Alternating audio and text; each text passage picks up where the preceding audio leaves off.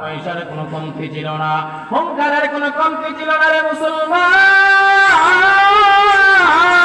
টাকার অভাব ছিল না, বাড়ির অভাব ছিল না, বড় বড় দালান কুঠা ছিল, ঢাকা শহরের মধ্যে বড় বড় বাড়ি ছিল, বড় বড় টাকাওয়ালা ছিল।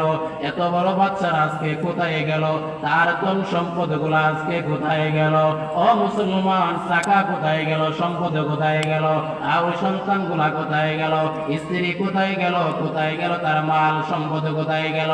এই জন্য তো আল্লাহ তাআলা যে আয়াত বলেছেন, ওই আয়াতের ব্যাখ্যা করতে গিয়ে মুফাসসিরিনে কেরামগণ বলতেছেন, আনতুম সাইরুনা ইলাল মাউতি, আনতুম সাইরুনা ইলাল মাউতি। পৃথিবীর জমিনে যত মানুষেরা আছে, সকল মানুষেরা একদিন মরণের দিকে যাইতে হবে।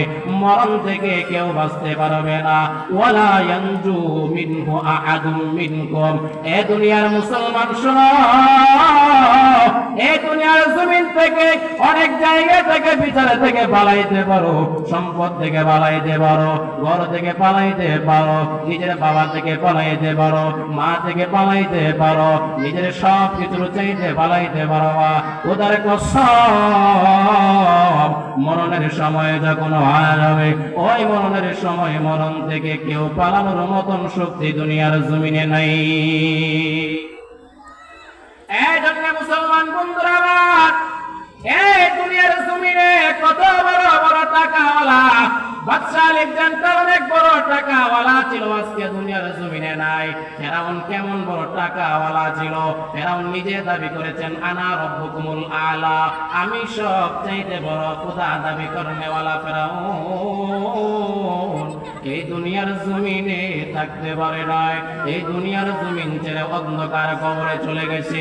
এই জন্য মুসলমান বন্ধুরা আমার, গভীরে মনোযোগ দিয়ে শুনো, এই দুনিয়ার জমিনে আমি আপনি আসছি অল্প সময়ের জন্য আসলাম। এই দুনিয়ার জমিনে কেউ চিরদিন থাকতে পারবে না। মরণ থেকে যতই পালাইবা তোমাকে পাকড়াও করে ফেলবে। কেমন ভাবে পাকড়াও করবে জানোনি?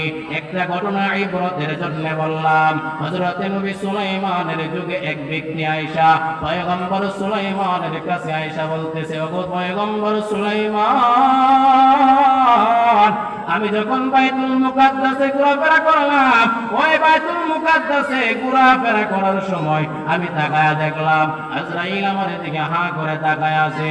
ওগো পয়গম্বর সুলাইমান, আপনি বাতাসকে হুকুম করে দেন আমাকে যেন বাইতুল মুকাদ্দাসের জমিন থেকে হিন্দুস্তানের জমিনে ফেলে দেয়, যাতে করে আজরাইল হিন্দুস্তানের জমিনে না যাইতে পারে। এবার পয়গম্বর